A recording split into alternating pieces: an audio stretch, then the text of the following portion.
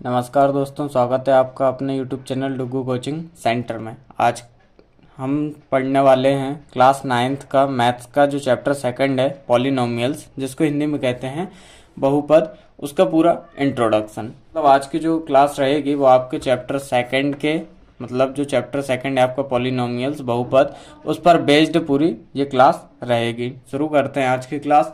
देखिए, सबसे पहले बात आती है कि पॉलिनोमियल्स होता क्या है या बहुपद का मतलब क्या होता है। तो यहाँ पे देखिए, जो पॉली मीन्स होता है बहुत सारे। ठीक है, पॉली का मतलब क्या होता है यहाँ पे बहुत सारे। और नोमियल का मतलब क्या होता है? नोमियल मीन्स होता है आपका टर्म्स। ठीक है, जिसको हिंदी में पद कहते हैं। अब यहाँ पे बहु का मतलब भी क्या होता है? बहुत सारे। ठीक है, और पद तो पहले से ही है। ठीक है, तो इतना समझ में आया आपको, इसका मतलब समझ में आ गया कि पॉलिनोमियल्स का मतलब क्या होता है। पॉली का मतलब होता है बहुत सारे, और नोमियल्स मतलब टर्म, जो कि बहुत सारे टर्म्स है, मतलब बहुत सारे पदों से मिलकर बना हो, वो क्या कहलाता है? आपका बहुपद कहलाता है। अब बात आती है आपकी कि टर्म्स क्या होता है। ये जो टर्म्स लिखे हुए हैं ये क्या होता है, ये भी बात आती है ना, आपको पता होना चाहिए कि टर्म्स क्या होती हैं। ठीक है, जो भी मैं आपको बताते हुए जा रहा हूँ वो उसकी आप एक सेपरेट नोट्स बनाते हुए चलिए मेरे साथ में, तो उससे आपको फायदा होगा। बात आती है कि टर्म्स मतलब पद होते क्या हैं। तो टर्म्स जो होती हैं वो होती हैं combination of variables and coefficients. ठीक है, टर्म्स क्या होती हैं आपकी?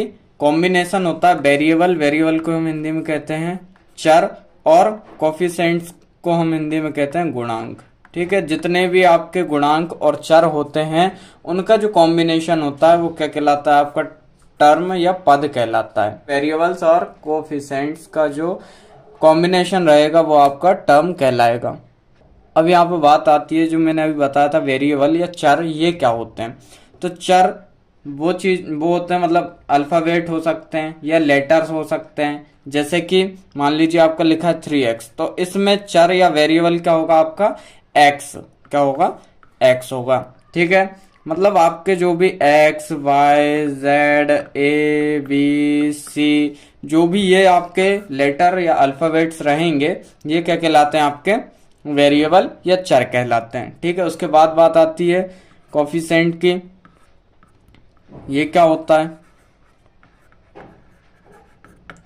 कोफिशिएंट जो नंबर विथ वेरिएबल्स। ठीक है, क्या होता है ये? Number with variable. अब नंबर विथ वेरिएबल का मतलब क्या है? देखिए, जैसे मैंने अभी यहां बताया था 3x में आपका x क्या हो जाएगा? वेरिएबल हो जाएगा। अब कोफिशिएंट क्या होता है? कोफिशिएंट वो होता है, जैसे आपका फिर से मैंने 3x लिया और 3x में आपका कोफिशिएंट बताने क्या है, तो उसमें होगा 3। क्या हो जाएगा? 3x में आपका 3 कोफिशिएंट होगा। ठीक है, किसका कोफिशिएंट होगा? 3। वो होगा आपके x का। ठीक है, इतना समझ में आया? एक बार फिर समझ लीजिए, टर्म्स क्या होती हैं आपकी? Combination of variable and coefficients. क्या होता है आपका? टर्म्स कहलाती हैं। इसके बाद हमने देखा कि वेरिएबल क्या होता है? वेरिएबल को हम हिंदी में कहते हैं चर। ये क्या होते हैं आपके?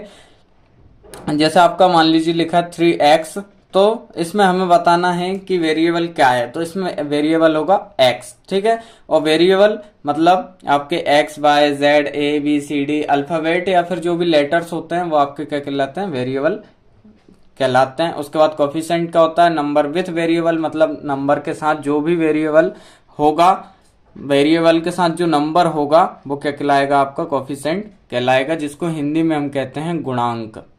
ठीक है, इतना समझ में आया? अब टर्म क्या होगी? अभी हमने देखा, जैसे हम एक एग्जांपल लेते हैं, मान लीजिए आपका लिखा है 2x, तो 2x क्या होगी? एक टर्म होगी।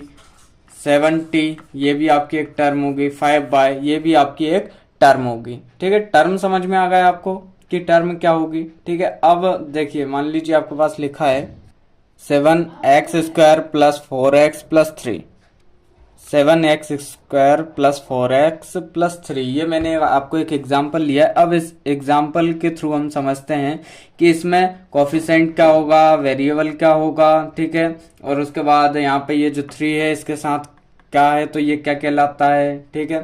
देखो सबसे पहले देखते हैं क्या लिखा है, 7x², ठीक है। तो इसमें 7 क्या होगा, 7 होगा आपका x² का कोफिशिएंट, ठीक है। 7 क्या है, x² का कोफिशिएंट है, ठीक है। उसके बाद x क्या है, x इसमें भी है इसमें भी है, तो x अभी मैंने क्या बताया था, x क्या हो जाएगा यहाँ पे, x जो है वो वेरिएबल्स हैं। क्या है, x वेरिएबल्स हैं, ठीक है। उसके बाद यहाँ पे 4 क्या हो जाएगा, इस वाले x का कोफिशिएंट हो जाएगा, इसमें x का कोफिशिएंट है, ठीक है। इस टाइप के आपको बहुत सारे क्वेश्चन आपके चैप्टर में देखने को मिलेंगे कि आपको कुछ दे दिया जाएगा, एक एग्जांपल या कोई नंबर दे दिया जाएगा, उसमें पूछ लिया जाएगा कि जैसे यहाँ पे आपका 7x² है, तो इसमें बोला जाएगा कि x² का कोफिशिएंट क्या है वो बताइए आप, ठीक है। तो इस टाइप से आप इजिली बता सकते हैं, ठीक है। और यहाँ पे 3 के साथ कोई भी वेरिएबल नहीं है, तो ये 3 क्या हो जाएगा, आपका कांस्टेंट हो जाएगा। 3 क्या होगा, कांस्टेंट हो जाएगा, ठीक है।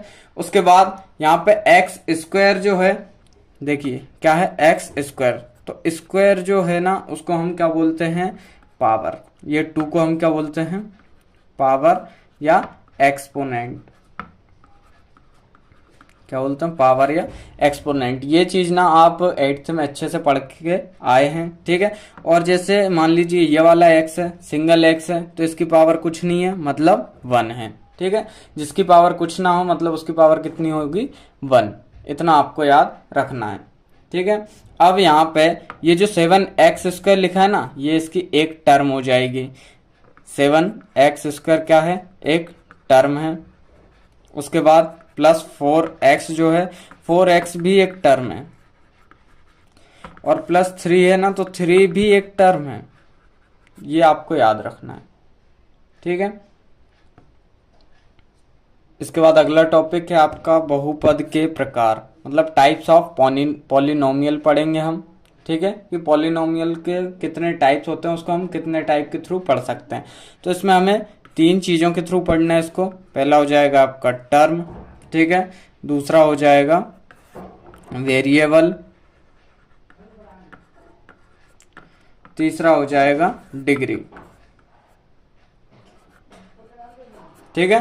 पहला क्या हो जाएगा, टर्म, दूसरा वेरिएबल और तीसरा डिग्री। टर्म को हम हिंदी में कहते हैं पद, वेरिएबल को कहते हैं चर, और डिग्री को कहते हैं हम घात, ठीक है। ये 3 चीजों के द्वारा आपको इसके प्रकार पढ़ने हैं। सबसे पहला हम पढ़ेंगे टर्म के थ्रू। सबसे पहले हम पढ़ते हैं टर्म, ठीक है। अब टर्म में आपको ये बताना है, देखिए मान लीजिए आपके पास कोई एक टर्म दी है तो उसको हम क्या बोलेंगे, यदि 2 टर्म दी हैं तो उसको क्या बोलेंगे, यदि 3 टर्म दी हैं तो उसको क्या बोलेंगे, ये आपको बताना पड़ेगा। इससे बेस्ड आपको क्वेश्चन आते हैं, आपको कोई कुछ भी एग्जाम्पल दे दिए जाएंगे और उसमें पूछ लिया जाएगा कि ये आप बताइए कि ये क्या कहते हैं इसको, ठीक है। तो देखिए जब भी आपको एक टर्म दी हुई होगी तो उसको हम बोलेंगे मोनोमियल। क्या बोलेंगे, मोनोमियल, ठीक है। हिंदी में हम बोलेंगे एक पदी, ठीक है। जब एक पद होगा तो एक पदी या मोनोमियल। जैसे देख लेते हैं, जैसे आपका होगा 3x, 7x² और 5y, तो ये कौन से होंगे, एक पदी जिनमें एक ही पद होगा, ठीक है। अब बात आती है 2 टर्म की, यानी 2 पद की, ठीक है। तो 2 पद को हम क्या बोलेंगे, बायनोमियल। क्या बोलेंगे, बायनोमियल। अब बायनोमियल को हिंदी में क्या बोलेंगे, द्विपद, ठीक है। बायनोमियल को हिंदी में क्या बोलेंगे हम, द्विपद। जैसे आपका एग्जांपल हो जाएगा 2x प्लस 2y, ठीक है। ये एक पद होगा, ये 2 पद, मतलब ये एक टर्म हो गई, ये दूसरी टर्म हो जाएगी। और दूसरा एग्जांपल इसका हो जाएगा 9x² प्लस 5, ये एक टर्म, ये दूसरी टर्म, ठीक है। अब बात आती है थ्री टर्म हो, जब आपके पास तीन टर्म हो तो उसको क्या बोलेंगे, हम उसको बोलेंगे ट्राइनोमियल। क्या बोलेंगे, ट्राइनोमियल। ठीक है, और इसको हिंदी में क्या कहेंगे, त्रिपद। ठीक है, अब इसका एग्जाम्पल देख लेते हैं। इसका एग्जाम्पल हो जाएगा एक्स स्क्वायर प्लस 3x+9। इसमें थ्री टर्म दिख रही है ना, ये फर्स्ट, ये सेकंड, ये थर्ड। दूसरा एग्जाम्पल 7x² प्लस 2x+4। ये वन टर्म, टू टर्म और थ्री टर्म। अब तो टर्म से रिलेटेड आपको कोई सा भी क्वेश्चन आएगा तो आप इजीली बता सकते हैं, क्योंकि आपको पता है कि यदि जिसमें दो टर्म होती हैं उसको बायनोमियल बोलते हैं। ठीक है, अब यहाँ पे बायनोमियल का मतलब क्या होता है, देखिए बाय का मतलब होता है दो। ठीक है, और यहाँ पे ट्राई का मतलब कितना होता है, तीन। ठीक है, तो आप इस टाइप से थोड़ा याद रखिएगा कि जब भी आपको दो टर्म दिखेंगी तो आप क्या बताओगे कि बायनोमियल है। ठीक है, तीन टर्म यानी थ्री टर्म दिखेंगे, आपको तीन पद दिखेंगे तो क्या बोलोगे, ट्राइनोमियल। हिंदी वाले बोलेंगे त्रिपद है। ठीक है, उसके बाद एक टर्म है, जब एक पद होगा, ठीक है, वन टर्म होगी तो मोनोमियल होगा, और हिंदी वाले क्या बोलेंगे, एक पदी है। ठीक है, इनके एग्जाम्पल मैंने यहाँ पे लिखी दिए हैं तो आपको इजीली थोड़ा समझ में आ गया होगा। हाँ, और एक बात और, यदि किसी एग्जाम्पल में आपको 4 या 5 टर्म हैं, या जिसको हम हिंदी में बोलते हैं 4 या 5 पद हैं, तो हम उसको केवल बहुपद यानी पॉलिनोमियल ही बोलते हैं। उसके लिए कोई अलग से वर्ड यूज नहीं किया जाता है। ठीक है, ओनली ये 3 तक ही, 3 तक ही अलग से वर्ड नाम दिए गए हैं उनको। बाकी यदि 4 और 5 आता है तो उसको सिंपल हम बहुपद या इंग्लिश में बोलें तो पॉलिनोमियल ही बोलते हैं, उसके लिए कोई अलग से वर्ड नहीं है। अब आते हैं अपने नेक्स्ट टॉपिक पे, टाइप ऑफ पॉलिनोमियल में अभी हमने सबसे पहले देखा था टर्म्स, अब हम देखने वाले हैं वेरिएबल, जिसको हम हिंदी में कहते हैं चर। ठीक है, अब वेरिएबल में सबसे पहला है आपका पॉलिनोमियल इन वन वेरिएबल। ठीक है, मतलब बहुपद में चर, एक बहुपद में चर। जैसे मान लीजिए आपका लिखा है x² प्लस 2x+7, ये आपका लिखा हुआ है। अब इसमें आपसे पूछ लिया जाता है कि आप इसमें वेरिएबल बताइए कि कितने हैं। ठीक है, तो आप क्या बताओगे, देखो यहाँ पे एक चीज का ध्यान रखना कि यहाँ पे ये मैटर नहीं करता है कि चर मतलब वेरिएबल कितने बार रिपीट हो रहा है, वो है तो एक ही ना। यहाँ पे x ये आपका वेरिएबल है। ठीक है, वेरिएबल मैंने आपको पहले ही बता दिया है कि क्या होता है। अब यहाँ पे वेरिएबल आपका कितने बार रिपीट हो रहा है वो मैटर नहीं करता, वो सिर्फ एक बार ही गिना जाएगा। कितने बार गिना जाएगा, एक बार। ठीक है, तो ये आपका x है, मतलब एक बार है। यदि आपका आता है पॉलिनोमियल इन, ये 1 का देखा अभी हमने, अब हम देखेंगे 2 का, 2 वेरिएबल। ठीक है, तो 2 में आपको क्या हो जाएगा कि वेरिएबल आपके 2 हो जाएंगे, जैसे 2x+7y। तो यहाँ पे x एक वेरिएबल हो जाएगा और y यहाँ पे दूसरा वेरिएबल हो जाएगा। ठीक है, एक और एग्जांपल देख लेते हैं, जैसे आपका होगा 3x+9y। तो यहाँ पे x एक वेरिएबल और y दूसरा वेरिएबल। अब समझ में आया ना आपको कि देखिए यदि आपको वन वेरिएबल में रहेगा तो ओनली एक्स एक्स या वाई वाई या ए या वी बी जो भी है वो रहेंगे। ठीक है, यदि 2 वेरिएबल आ जाते हैं तो आपका वेरिएबल कितने हो जाएंगे, मतलब चर कितने हो जाएंगे, यहाँ पे 2 हो जाएंगे। जैसे यहाँ पे होगा एक्स और वाई। अब सेम आता है यदि आपका 3 में पूछ लिया है कि पॉलिनोमियल, इससे बेस्ड आपके क्वेश्चन आते ही हैं इन 3 वेरिएबल। ठीक है, तो 3 वेरिएबल होगा जब आपका, तो उसमें क्या रहेगा, आपको 3 वेरिएबल हो जाएंगे, जैसे 2a plus 9b plus 7c। तो यहाँ पे a एक वेरिएबल होगा, b दूसरा वेरिएबल होगा और c तीसरा वेरिएबल होगा।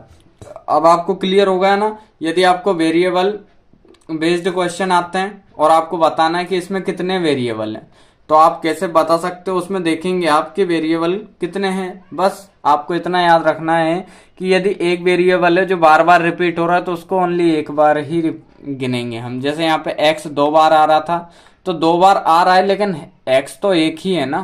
ठीक है तो एक ही वेरिएबल, तो यहाँ पे ये एक गिना जाएगा।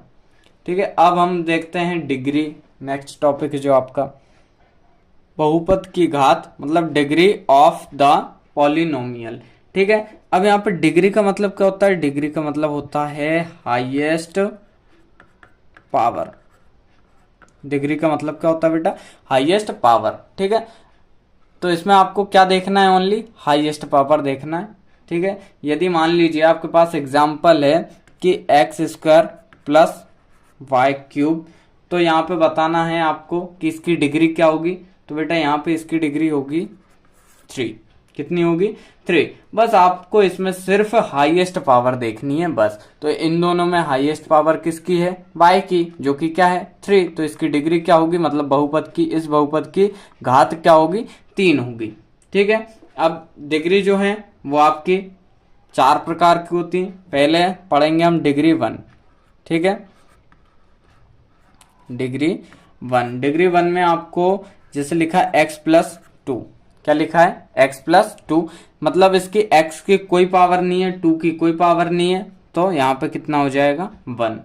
ठीक है, इसको हम क्या बोलेंगे? Linear polynomial. क्या बोलेंगे? Linear polynomial. ठीक है, जिसको हिंदी में कहते हैं रैखिक बहुपद। इससे भी आपको बेस्ड बहुत सारे क्वेश्चन आते हैं कि आपको ऐसे ही बहुत सारे एग्जाम्पल दे दिए जाएंगे और उसमें पूछेगा कि इसमें से आप बताइए कि ये रैखिक बहुपद है कि द्विघात बहुपद है, त्रिघात बहुपद है, ये किस टाइप का बहुपद है, किस टाइप का पॉलिनोमियल है, ये आपको बताना है। ये हो गई डिग्री 1। अब आती है डिग्री 2 सेकेंड। यहाँ पे हो जाएगा x² + 3y, या फिर हो जाएगा x² + 9x+3। तो यहाँ पे हमें हाईएस्ट पावर क्या दिख रही है? देखिए इसकी पावर कितनी है? 2, इसकी 1, इसकी 2, इसकी 1, इसकी 1। तो यहाँ पे हाईएस्ट पावर आपको कितनी दिख रही है? 2 दिख रही है। ठीक है, अब जब भी जिसमें भी आपको हाईएस्ट पावर 2 दिखती है उसका मतलब क्या है? कि वो डिग्री 2 हो जाएगी। मतलब इसको हम बोलते हैं क्वाड्रेटिक पॉलिनोमियल। ठीक है, क्या बोलेंगे? Quadratic polynomial. ठीक है, जिसको हिंदी में बोलते हैं द्विघात बहुपद।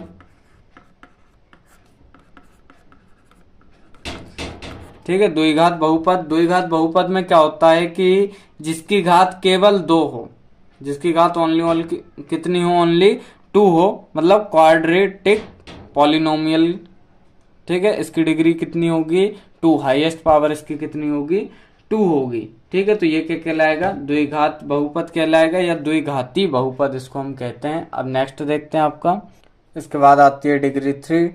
डिग्री 3 के लिए एग्जांपल लिया हमने 2a³ + 5b² + c। तो इसमें हाईएस्ट पावर कितनी दिख रही है आपको? 3, इसकी 2, इसकी 1। ठीक है, तो जिसकी भी हाईएस्ट पावर 3 होगी वो डिग्री 3 होगी, जिसको हम इंग्लिश में कहते हैं क्यूबिक पॉलिनोमियल। ठीक है, जिसकी पावर 3 होगी वो क्या कहलाएगा? Cubic polynomial. और जिसको हिंदी में बोलेंगे त्रिघाती बहुपद। ठीक है, क्या हो जाएगा? त्रिघाती बहुपद, है ना। अब नेक्स्ट आता है आपका डिग्री 0। जब भी किसी की भी डिग्री 0 होती है तो उसका हमेशा आंसर क्या आता है? 1 आता है। जैसे 5 की पावर यहाँ पे 0 है तो क्या आएगा? 1 आएगा। इसको हम बोलते हैं कांस्टेंट पॉलिनोमियल। ठीक है, इतना समझ में आया। इसके बाद आता है नेक्स्ट टॉपिक आपका। अब हम पढ़ने वाले हैं बेटा वैल्यू ऑफ पॉलिनोमियल। ठीक है, मतलब आपको कोई सा भी पॉलिनोमियल दिया, उसकी आपको वैल्यू निकालनी हो तो वो आप किस टाइप से निकालेंगे। तो इसके लिए हम एक एग्जांपल लेते हैं। आपका क्वेश्चन इस टाइप से आएगा, px = x² + 2x + 6। ठीक है, ये आपका एग्जाम्पल है और उसमें ये भी दिया रहेगा कि आपको x की जगह क्या पुट करना है। तो यहाँ पे आपको दिया है कि x की जगह आपको क्या पुट करना है? 2 पुट करना है। ठीक है, तो यहाँ पे हम सेम लिखेंगे, p x की जगह 2 = x की जगह कितना रखना है? 2 का यहाँ होल स्क्वायर हो जाएगा +2 × 2 प्लस में 6। ठीक है, इतना क्लियर हुआ। उसके बाद = 2 का स्क्वायर कितना होगा? 4 + 2 × 2 = 4 + 6। अब 4 और 4 को जब हम ऐड करेंगे तो आपको मिलेगा 8 + 6, और 8 और 6 को हमने जब प्लस कर दिया तो 14, ये इसका आंसर हो जाएगा। ठीक है, जब भी आपको वैल्यू ऑफ पॉलिनोमियल निकालने को आती है कि आपको कोई एग्जांपल दिया है, कोई टर्म दी है, उसमें आपको क्या करना है, एक्स की वैल्यू, जरूरी नहीं है एक्स की वैल्यू आएगी, आपको टी भी हो सकता है, ए भी हो सकता है, कुछ भी हो सकता है, उसकी आपको वैल्यू दी रहेगी। आपको बस सिंपल कुछ भी नहीं करना उसमें, जहां जहां वो आपको जिसकी वैल्यू दी है, जैसे हमें यहाँ पे एक्स की दी थी, तो जहां जहां एक्स है वहां वहां में कितना रखना है, 2 रखना है। यदि मान लीजिए आपको इसमें पूरे में एक्स की जगह टी दिया होता और टी की जगह आपको 3 रखना होता, तो आप टी की जगह सब में 3 रखते तो आपको इसका आंसर मिल जाता। ठीक है, तो इस टाइप से आप क्या कर सकते हैं, वैल्यू निकाल सकते हैं किसी भी पॉलिनोमियल की। अब हम नेक्स्ट टॉपिक जो पढ़ने वाले हैं वो है आपका रिमाइंडर थ्योरम। ठीक है, जिसमें हम सीखेंगे डिवीजन। क्या सीखेंगे बेटा, डिवीजन। अब सबसे पहले देखेंगे हम शेषफल प्रमेय, मतलब रिमाइंडर थ्योरम होती क्या है। देखिए, ये होता है आपका डिवाइडेंड रिमाइंडर थ्योरम में हमें सबसे पहले देखिए होता क्या है, डिवाइडेंड इज इक्वल टू होता है आपका डिवाइजर इनटू कोशेंट और प्लस में होता है आपका रिमाइंडर। ठीक है, अब इसमें ये जो डिवाइडेंड है ये होता क्या है, ये होता है जिसको डिवाइड किया जा रहा है। क्या है, जिसको डिवाइड किया जा रहा है। ठीक है, ये क्या हो जाएगा, आपका डिवाइडेंड हो जाएगा। ठीक है, जिसको डिवाइड किया जा रहा है। मान लीजिए मैं एक एग्जांपल ले लेता हूँ, जैसे एग्जांपल है मैंने 18 है, इसको हमें 2 से डिवाइड करना है। ठीक है, तो यहाँ पे 2 9 हो जाएगा 18। तो यहाँ पे किसको डिवाइड किया जा रहा है, 18 को डिवाइड किया जा रहा है, तो यहाँ पे हमारा डिवाइडेंड क्या हो जाएगा, 18 हो जाएगा। ठीक है, उसके बाद आया है आपका डिवाइजर। डिवाइजर जिससे डिवाइड किया जा रहा है, यहाँ पे क्या हो जाएगा, जिससे डिवाइड किया जा रहा है। ठीक है, अब किससे डिवाइड किया जा रहा था, यहाँ पे 2 से, तो हमारा डिवाइजर क्या हो जाएगा, 2। उसके बाद इनटू में कोसेंट। तो कोसेंट क्या है, कोसेंट है आपका आंसर। क्या है, कोसेंट क्या हो जाएगा यहाँ पे, आंसर। तो आंसर क्या आ रहा है आपका, क्या आ रहा है, 9। तो यहाँ पे कोसेंट क्या हो जाएगा, 9 हो जाएगा बेटा। अब उसके बाद है रिमाइंडर। रिमाइंडर का मतलब क्या है, जो बचा है। ठीक है, क्या है, जो बचा है। तो यहाँ पे क्या बचा है, कुछ भी नहीं बचा है। ठीक है, तो ऐसा जरूरी नहीं है कि आपको यहाँ पे कुछ नहीं बचा है तो किसी भी क्वेश्चन में नहीं बचेगा। बहुत से क्वेश्चन ऐसे हैं जिनमें बचा हुआ रहता है, तो यहाँ पे आपका जो भी बचा हुआ रहेगा वो क्या कहलाएगा, रिमाइंडर कहलाएगा। ठीक है, यदि इसको हिंदी में देखें तो हिंदी में बोलते हैं इसको भाज्य बराबर भाजक, उसके गुणा में भागफल। ठीक है, और उसके प्लस में क्या आएगा, शेषफल। ये हो जाएगा हिंदी में। ठीक है, भाज्य बराबर भाजक गुणनफल भागफल प्लस शेषफल। यदि हम इसको पॉलिनोमियल की भाषा में लिखें तो ये होता है आपका पी एक्स। पी एक्स क्या हो जाएगा, यहाँ पे डिवाइडेंड हो जाएगा। ठीक है, is equal to G X. G X क्या हो जाएगा, आपका डिवाइडर हो जाएगा। इनटू में होता है क्यू एक्स और प्लस में होता है आर एक्स। ठीक है, जब भी आपको रिमाइंडर थ्योरम या फिर शेषफल प्रमेय पढ़ेंगे आप, तो आपको ये पढ़ना पड़ेगा। ये क्या होता है, P X is equal to G X into Q X plus R X. ठीक है, अब मैंने आपको ये बताने का यही मतलब था कि ये जो होता है आपका पी एक्स होता है। ठीक है, ये डिवाइजर जो होता है आपका जी एक्स होता है, और इनटू में ये जो कोसेंट होता है ये होता है आपका क्यू एक्स, और जो रिमाइंडर होता है वो होता है आर एक्स। ठीक है, तो मेरा ये जो आपको ये इतना सब बताया ना, ये इसी के लिए बताया कि ताकि आपको आप इजीली समझ में आ जाए कि जी एक्स क्या होता है, जी एक्स होता है डिवाइजर, क्यू एक्स क्या होता है, क्यू एक्स होता है कोसाइन, यानी जो आंसर आएगा वो, और आर एक्स क्या होता है, रिमाइंडर होता है जो हमारा बचा हुआ है। ठीक है, इतना समझ में आया। अब हम करने वाले हैं डिवीजन, जो इस चैप्टर का बहुत ही महत्वपूर्ण टॉपिक है। ठीक है, ये लगभग आपके क्वेश्चन में आता ही है, तो इसको यदि आपने अच्छे समझ लिया तो आप इजीली कर सकते हो। बेटा अभी भी मैं कह रहा हूँ आपसे कि आप मेरे साथ प्रिपेयर नोट्स बनाते हुए चलिए। तो आपको बहुत ही, चलो अब हम शुरू कर रहे हैं डिवीजन। अब डिवीजन में आपके क्वेश्चन किस टाइप से आएंगे, अभी हमने जो रिमाइंडर मेथड थ्योरम देखी थी ना, उसके टाइप से। देखिए पी एक्स बराबर आपको दिया है एक्स प्लस 3x² - 1, और यहाँ पे जी एक्स दिया है आपको 1 + x।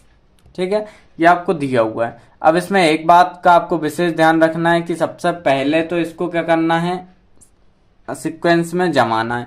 तो सबसे पहले क्या आता है आपका 3x² वाली टर्म आएगी, उसके बाद प्लस x, इसके आगे कुछ नहीं है, मतलब क्या है प्लस, फिर यहाँ पे -1 है, और यहाँ पे क्या हो जाएगा x + 1। ये आपका क्वेश्चन आपको सीक्वेंस में जमा के बनाना है। ठीक है, अब जैसे आप सिंपल डिवीजन करते हैं ना, सेम उसको भी ऐसे ही करना है, बस थोड़ा सा ध्यान देना पड़ेगा। इसको हमने लिख लिया पहले 3x² + x - 1, ये लिखा। ठीक है, उसके बाद यहाँ पे हमें gx का मतलब क्या होता है, gx जिससे डिवाइड किया जा रहा है, तो किससे डिवाइड करना है हमें, +1 से, x + 1 से। ठीक है बेटा, देखो मैंने इसलिए आपको सबसे पहले वो बता दिया कि px क्या होता है, gx क्या होता है। ठीक है, px क्या बताया था, जिसको डिवाइड किया जा रहा है, तो px हमें px के इक्वल में क्या दिया है, ये दिया है, मतलब इसको हमें डिवाइड करना है gx से, यानी gx मतलब जिससे डिवाइड किया जाता है, तो इससे हमें डिवाइड करना है। अब यहाँ पे आपको एक चीज का विशेष ध्यान रखना है कि आपको दिया क्या है, x + 1 दिया है। ठीक है, और पहला क्या है आपका 3x² है। अब यहाँ पे हम x को कौन से नंबर से मल्टीप्लाई करें कि आपका 3x² बन जाए, ये आपका लिखा है x, इसको कौन से नंबर से हमें मल्टीप्लाई करना है कि आपका क्या मिले, 3x² मिले। तो हम यदि 3x से इंटू कर दें तो 3 का तो 3 रहेगा, और x इंटू एक्स क्या हो जाएगा, x² हो जाएगा। ठीक है, इतना क्लियर हुआ है ना। अब लेकिन एक बात का और विशेष ध्यान रखना कि ये जो है ना x + 1, ये पूरे का इंटू होगा, जिससे भी आप इंटू करेंगे ना पूरे का एक साथ होगा।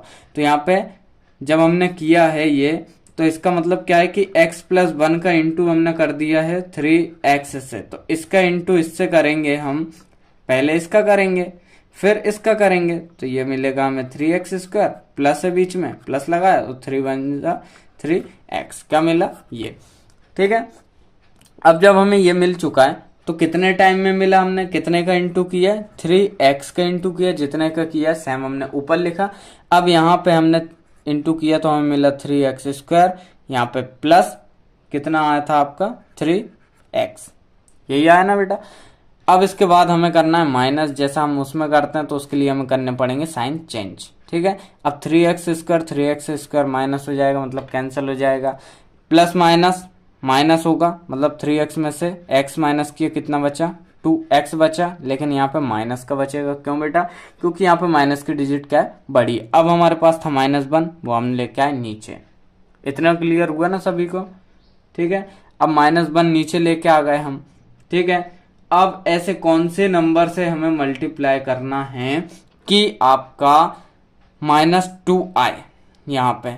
ठीक है, तो उसके लिए हम क्या करेंगे, देखो यहाँ करते हैं, यदि हम x का इंटू -2 से कर दें तो हमें -2x मिल जाएगा, बिल्कुल मिल जाएगा। ठीक है, तो हम क्या कर देते हैं, -2 का इंटू कर दिया हमने x से, तो हमें यहाँ क्या मिल गया, -2x मिल गया। और यहाँ पे आपको बस देखो जो मल्टीप्लाई होगा ना वो सब में होगा, तो यहाँ पे मिलेगा -2। ठीक है, यहाँ पे 1 था, 1 का इंटू हमने 2 से कर दिया तो हमें 2 मिल गया। अब यहाँ पे फिर वही साइन चेंज करो, यहाँ प्लस हो जाएगा, यहाँ भी प्लस हो जाएगा, -2x और +2x क्या हो जाएंगे, कैंसिल हो जाएंगे।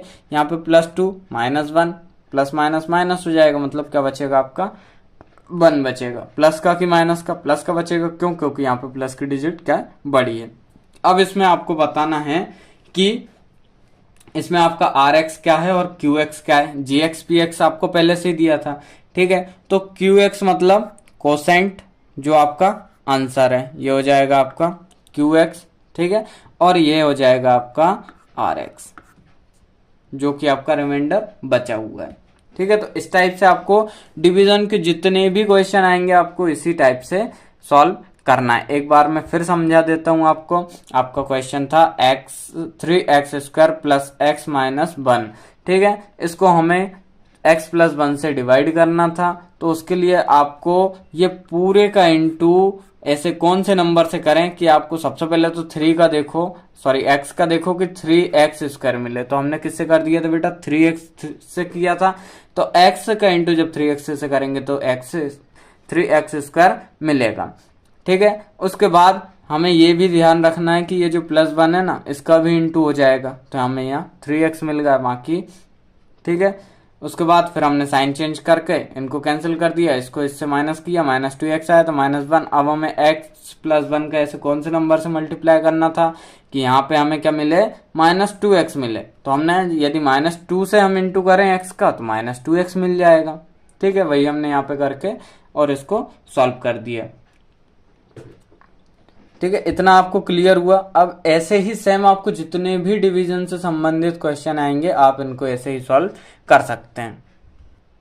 देखो, और इसको आप एक टाइप से और भी सॉल्व कर सकते हैं। यदि आपको सेम क्वेश्चन एक नंबर में पूछ लिया जाता है कि इसके आपको रिमाइंडर फाइंड करना है, तब क्या करोगे।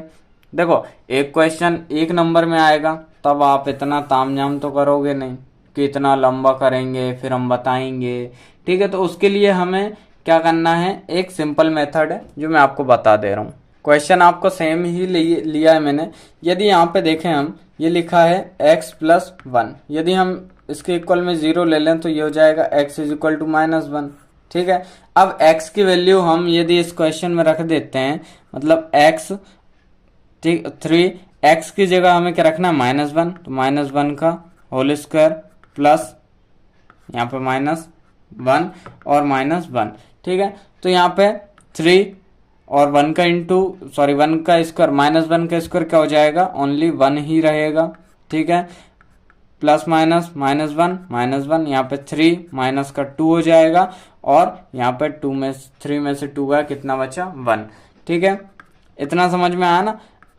अब ये जो 1 है ना, रिमाइंडर हमारा 1 वहां पे भी बच रहा था, रिमाइंडर यहाँ पे 1, यहाँ पे भी आपका आंसर आ रहा है। यदि आपको सेम क्वेश्चन आते हैं, मतलब यही इस टाइप के क्वेश्चन आते हैं आपको कि एक नंबर में यदि आ गया कि पूछ लिया आपसे कि रिमाइंडर बताओ इसका कि क्या होगा, तो आप क्या करोगे, जिससे आपको डिवाइड करना है उसमें सबसे पहले तो आप x की वैल्यू निकाल लेंगे, जैसे हमने यहाँ निकाल ली थी, x इज इक्वल टू -1 आया, और वो x की वैल्यू आप क्वेश्चन में पुट कर देंगे, तो आपको जो आंसर आएगा वो आपका रिमाइंडर होगा। यदि आपको मेरी बात पे विश्वास नहीं है ना, तो कोई सा भी क्वेश्चन उठा के देख लीजिए और कर लीजिए, आपका रिमाइंडर और सेम आएगा जो कि आप डिवाइड करके निकालेंगे। अगला टॉपिक है आपका फैक्टराइजेशन ऑफ पॉलिनोमियल, जिसको हिंदी में कहते हैं हम बहुपदों का गुणनखंड। क्या बोलते हैं बेटा, बहुपदों का गुणनखंड। ठीक है, मतलब फैक्टराइजेशन ऑफ पॉलिनोमियल। यदि देखो हमने 8th क्लास में इसको अच्छे से समझ के तो आए हैं, यदि आप फिर भी भूल गए हो तो एक बार मैं फिर से आपको रिवाइज करवा दे रहा हूँ। ठीक है, वो कोई दिक्कत वाली बात नहीं है। देखो, यदि आपको किसी नंबर के फैक्टर निकालना तो वो तो आप इजीली निकाल सकते हैं। जैसे मान लो मैंने बोल दिया आपसे 6 के फैक्टर निकालो, तो 6 के फैक्टर आप क्या बोलोगे कि 1 है, 2 है, 3 है और 6 है, मतलब जिन जिन के टेबल में 6 आता है वो उसके फैक्टर हो गए। ठीक है, लेकिन ये तो हमें सिंपल नंबर के निकालने थे, लेकिन यहाँ पे हमें पॉलिनोमियल या फिर हिंदी में बोले तो बहुपद के फैक्टर निकालने। ठीक है, तो उसको निकालने के लिए हमारे पास 3 मेथड होती हैं। ठीक है, वो मेथड के नाम बता देता हूं। सबसे पहले टेकिंग कॉमन फैक्टर, क्या हो जाएगी, टेकिंग कॉमन फैक्टर। सेकंड है वाई ग्रुपिंग करके, और थर्ड जो है वो हो जाएगी आपकी वाई स्प्लिटिंग।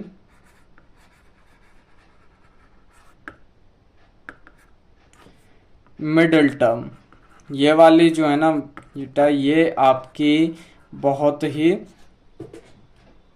इजी तो है लेकिन बहुत ही आईएमपी है।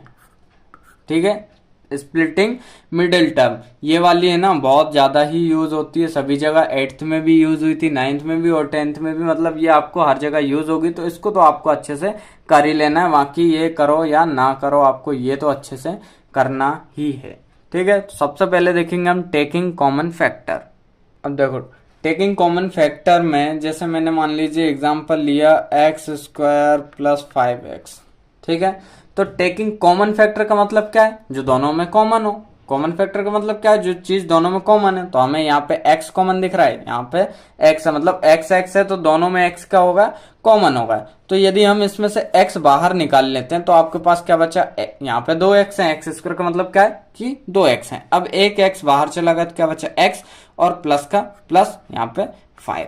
ठीक है, तो x इसका एक फैक्टर होगा और x + 5 इसका दूसरा फैक्टर होगा। ठीक है, तो ये एक फैक्टर, ये एक फैक्टर, इस टाइप से हम कॉमन फैक्टर निकाल सकते हैं। ठीक है, ये हो गई हमारी फर्स्ट मेथड। इसके बाद सेकंड देखते हैं। सेकंड है आपकी बाय ग्रुपिंग। अब आपका क्वेश्चन है एक, मान लीजिए आपको लिखा है फैक्टराइज करना है आपको AB + BC + AX + CX। ठीक है, ये आपको क्या करना है, फैक्टराइज करना है। तो इसको फैक्टराइज आप कैसे करेंगे, देखो जब आपके सारे टर्म में कुछ ना कुछ कॉमन हो तो हम क्या करेंगे कि ग्रुपिंग मेथड का यूज करेंगे। ठीक है, यहां पे देखो इसमें A है, इसमें A नहीं है, इसमें B है, इसमें B है, इसमें A है और इसमें A है, इसमें C है और इसमें C है। ठीक है, और इसमें X है, इसमें X है। ठीक है, तो इसका मतलब क्या है कि आपके सभी में से कुछ ना कुछ कॉमन मिल रहा है। ठीक है, आपको ये नहीं है कि ये दो में कुछ कॉमन मिल गया और ये दो में अलग कॉमन मिल गया, नहीं, सभी में कुछ ना कुछ कॉमन मिल रहा है। जो इसमें है वो थर्ड में भी है, जो सेकंड में है वो आपके फोर्थ में भी है। तो इस टाइप से जब भी आपको क्वेश्चन आते हैं तो उसको आप क्या कर सकते हैं, ग्रुपिंग के द्वारा फैक्टराइज कर सकते हैं। देखो इसको हम ये लिख सकते हैं, देखो सबसे पहले AB और BC, AB + BC + AX + CX, इसको हमने क्या किया, दो ग्रुप में डिवाइड कर दिया। एक ग्रुप ये बन गया, दूसरा ग्रुप ये बन गया। ठीक है, अब इस ग्रुप में से आपको क्या कॉमन मिल रहा है वो निकाल लो। तो इसमें से तो भैया मुझे B कॉमन दिख रहा है, बाकी A + C ऐसा का एज इट इज लिख दो। ठीक है, उसके बाद इसमें से क्या कॉमन मिल रहा है, इसमें से मुझे मिल रहा है X कॉमन, बचा क्या अंदर A + C। ठीक है, अब यहां पे आपका ये जो AC है और AC है, ठीक है, ये आपका क्या हो जाएगा, एक हो जाएगा। तो A + C ये होगा आपका एक टर्म, और यहाँ पे B + X क्या हो जाएगा, दूसरी टर्म हो जाएगी। ठीक है, तो एक फैक्टर ये निकल गया, दूसरा फैक्टर ये निकल गया। समझ में आया ना, एक बार फिर से समझा देता हूँ। ये जो था आपके पास, इसमें से हमने दो ग्रुप बना लिए, A + B और B + C एक ग्रुप, प्लस AX + CX ये आपका दूसरा ग्रुप हो जाएगा। ठीक है, उसके बाद हमने इसमें से जो कॉमन मिला था वो लिख लिया और इसमें से जो कॉमन मिला था वो लिख लिया। उसके बाद ये इसके इनटू में आ गया, ये भी इसके इनटू में आ गया। तो ये वाला और ये वाला सेम था, हमने उसको एक बार लिख दिया, और ये वाला और ये वाला हमने एक बार लिख दिया। तो एक कॉमन फैक्टर ये हो जाएगा, एक कॉमन फैक्टर ये हो जाएगा। तो इस टाइप से आप ग्रुपिंग के थ्रू निकाल सकते हैं। लास्ट है आपकी बाय स्प्लिटिंग मिडिल टर्म। ये वाली बेटा आप मेथड जो है ना, ये तो आप 8th में अच्छे से पढ़ के आए ही होंगे। ठीक है, फिर भी एक बार मैं रिवीजन के तौर पे आपको अच्छे से समझा देता हूँ। मान लीजिए आपका क्वेश्चन लिखा है x² + 7x + 12, मान लीजिए यहाँ पे ये आपका क्वेश्चन लिखा है। ठीक है, अब मिडिल टर्म स्प्लिटिंग का मतलब क्या है कि आपको जो बीच वाली टर्म है ये वाली, ठीक है, उसको आपको ऐसा तोड़ना है। सबसे पहले तो आप एक चीज याद रखना, यहाँ पे जो नंबर है और यहाँ पे जो नंबर है उनका मल्टीप्लाई करना। ठीक है, तो यहाँ पे 12 और यहाँ पे नंबर क्या आ रहा है 1, तो 12 × 1 = 12, ये कितना आया आपका 12। ठीक है, अब आपको याद रखना है कि हमें ये जो 7 है ना, मतलब मिडिल टर्म है, इसको इस टाइप से स्प्लिटिंग करना, मतलब इस टाइप से हमें तोड़ना है कि आपको या तो उनका प्लस माइनस करें तो 12 मिले, और सॉरी प्लस माइनस करने पे आपको 7 मिलना चाहिए और उन दोनों नंबर का इंटू करने पे आपको कितना मिलना चाहिए, 12 मिलना चाहिए। ठीक है, तो उसके लिए आपको सबसे इजी मेथड है कि जो भी आपका वो आ रहा है उसका हमें क्या कर लेना है, सबसे पहले तो आपको उसको फैक्टर निकालने हैं इसके। ठीक है, तो 12 के फैक्टर क्या हो सकते हैं, 2 हो सकता है, ठीक है, 3 हो सकता है, 4 हो सकता है, 6 हो सकता है, 1 हो सकता है और 12 हो सकता है। यदि हम 2 और 3 को जोड़ते हैं तो आपका कितना आ जाएगा, कितना आएगा, देखो 2 और 3 हो जाएगा आपका 5, तो हमें तो चाहिए 7, नहीं होगा। 3 और 4 को यदि हम जोड़ते हैं तो कितना होगा, 3 और 4 7 होता है। और यदि फिर हम इसका मल्टीप्लाई करें 3 इंटू 4 तो हमें कितना मिलना चाहिए, 12, जो कि मिल रहा है। तो हम लिख सकते हैं कि एक्स स्क्वायर प्लस एक हो जाएगा आपका 3x और यहाँ पे क्या हो जाएगा आपका प्लस 4x। ठीक है, प्लस 12, या तो आप इसको ऐसा लिख सकते हो एक्स स्क्वायर प्लस 4x बड़ा नंबर पहले लिख दिया प्लस 3x प्लस 12। ठीक है, अब इसके बाद हमें वही ग्रुपिंग वाला सिस्टम देखना है। पहले इन दो का ग्रुप बना दो, इन दो को अलग कर दो। ठीक है, तो इन दोनों में से कॉमन क्या निकल रहा है, x हमने कॉमन निकाल लिया, अंदर क्या बचा, 2x थे, 1x प्लस 4 बचा। जो यहाँ लिखेंगे वही यहाँ लिख दो, नहीं तो सिंपल इन दोनों में से कॉमन क्या निकल रहा है, इन दोनों में से ये मुझे दिख रहा है प्लस का 3 कॉमन। अब यहाँ से 3 चला गया तो क्या बचा, x प्लस, और यहाँ से भी 3 निकल गया, मतलब 4 इंटू 3, तो यहाँ कितना बचा, 4 बचा। देखो आया ना सेम, यहाँ भी x प्लस 4, यहाँ भी x प्लस 4। ठीक है, अब इसको एक बार लिख दो, x प्लस 3 को एक बार लिख दिया और x प्लस 4 को एक बार लिख दिया, तो ये आपका एक फैक्टर हो जाएगा और ये आपका दूसरा फैक्टर हो जाएगा। ठीक है, तो इस टाइप से आप स्प्लिटिंग मिडिल टर्म कर सकते हैं। और एक चीज और, इसको आप ऐसे भी यदि रीचेक करना तो ऐसे कर सकते हैं, यदि x का x से इंटू किया तो x स्क्वायर मिला, x प्लस का प्लस लगा दिया, x का 4 से किया तो 4x मिल गया। ठीक है, अब यहाँ पे प्लस 3 का x से किया तो 3x मिल गया और 3 का यहाँ पे 4 से किया तो 12 मिल गया। ठीक है, इस टाइप से भी आप इसको चेक कर सकते हैं। इसके बाद नेक्स्ट टॉपिक, इसके बाद हम देखते हैं इस चैप्टर का लास्ट टॉपिक, जो कि आपकी अलजेब्रिक आइडेंटिटीज, जिनको हम हिंदी में कहते हैं सर्वसमीकाएं। ठीक है, ये ओनली मैं आपको आइडेंटिटीज ही बताऊंगा, इनसे बेस्ड क्वेश्चन हम सीधे एक्सरसाइज में करेंगे।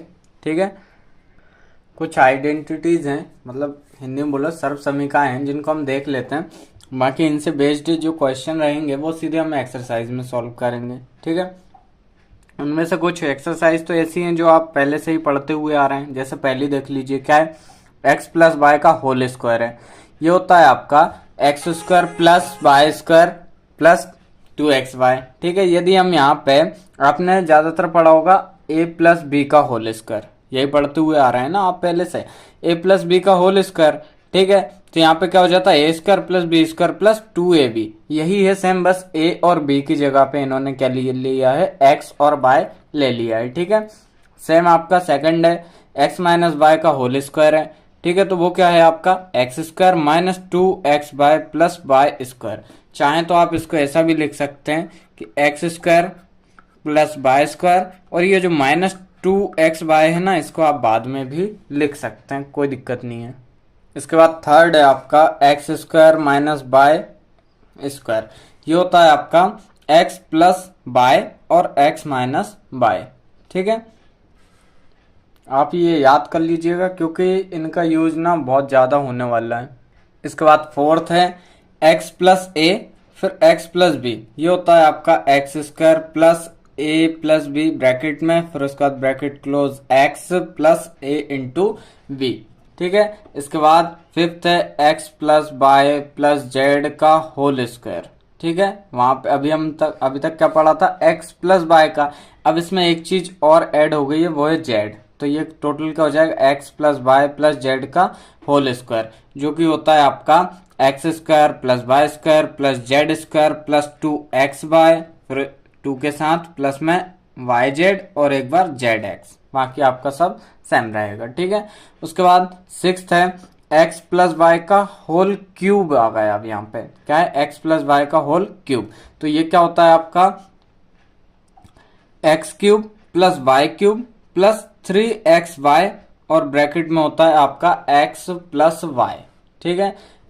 7th है x माइनस वाई का होल क्यूब। अभी हमने ऊपर 6th नंबर पे क्या पढ़ा है, x प्लस वाई का होल क्यूब और यहाँ पे सिर्फ प्लस की जगह माइनस है, तो आपका रहेगा सेम, बस आपका जहां जहां प्लस है वहां वहां माइनस हो जाएगा। देखिए सेम ही है, x cube minus y cube minus 3xy और यहाँ पे ब्रैकेट में x माइनस वाई सेम है आपका। ठीक है। यदि आपने एक याद कर ली तो आपको उससे 3-4 अच्छे से याद हो जाएंगी, लगभग सभी सेम ही हैं। ठीक है। अब इसकी लास्ट है वो भी देख लेते हैं। ठीक है। लास्ट है आपकी x cube plus Y cube plus z cube minus 3xyz।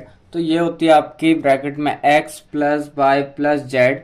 ठीक है। Bracket close. फिर सेकंड ब्रैकेट में आपका x square plus Y square plus Z square minus x y minus y z minus z x. ठीक है। तो ये 8 की 8 मैंने आपको आइडेंटिटीज बता दी हैं, तो आप इनको अच्छे से याद कर लीजिएगा। और आज की क्लास में मैंने आपको पूरा इंट्रोडक्शन कवर करवा दिया है। तो आज की क्लास कैसी लगी आपको कमेंट करके जरूर बताएं। यदि चैनल पे पहली बार आए हैं तो चैनल को सब्सक्राइब करना ना भूलें। धन्यवाद।